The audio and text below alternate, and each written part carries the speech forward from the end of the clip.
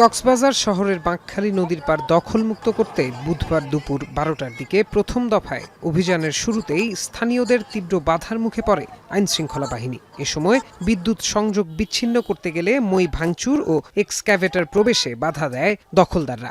সড়কে অবস্থান নেন শত শত মানুষ।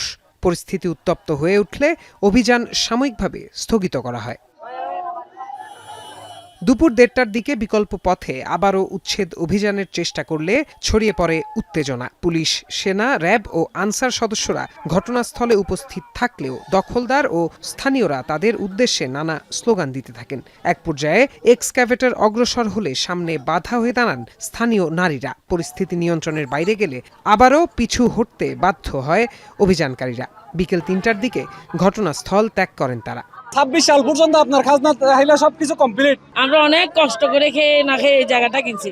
উদ্ভূত পরিস্থিতিতে জেলা প্রশাসক ও আইনশৃঙ্খলা বাহিনীর সঙ্গে আলোচনা করে পরবর্তী পদক্ষেপ নেওয়া হবে বলে জানিয়েছে BIWTA কর্তৃপক্ষ। সবাইকে নিয়ে বিজ্ঞ ম্যাজিস্ট্রেটগণ বসছিলেন, তানারাও ডিসি মহোদয়ের সাথে এডিএম মহোদয়ের সাথে কথা বলেছেন।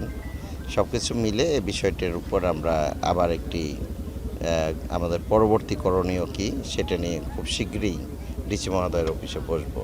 গত 24 আগস্ট এক রায়ে 4 মাসের মধ্যে বাঁকখালী নদী দখলমুক্ত ও দূষণ নিয়ন্ত্রণে কার্যকর ব্যবস্থা নিতে সরকারকে নির্দেশ দিয়েছে হাইকোর্ট। তারই প্রেক্ষিতে 5 দিনের অভিযানে মাঠে নেমেছে কক্সবাজার প্রশাসন। এখন কক্সবাজার।